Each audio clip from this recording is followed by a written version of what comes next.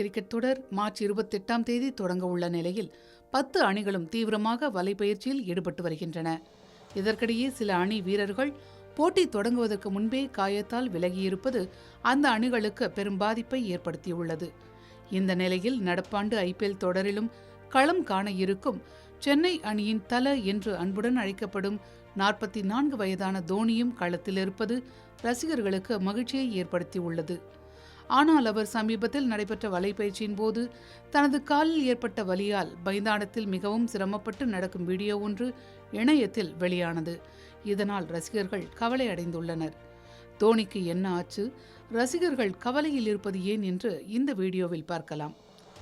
சமீப காலமாகவே கால் வலியால் அவதிப்பட்டு வரும் தோனி நடப்பு IPL தொடருக்காக வலைப்பயிற்சி மேற்கொண்டு வருகிறார். இந்நிலையில் சமீபத்தில் பயிற்சியை முடித்துவிட்டு பெவிலியன் திரும்பிய போது தனது வழக்கமான சுறுசுறுப்புடன் அவர் இல்லை என்று தெரியவந்துள்ளது.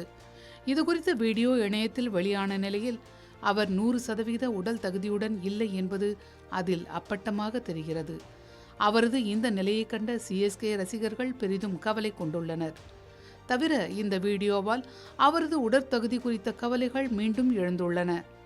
2021 முதல் முழங்கால் பிரச்சனையால் தோனி அவதிப்பட்டு வருகிறார்.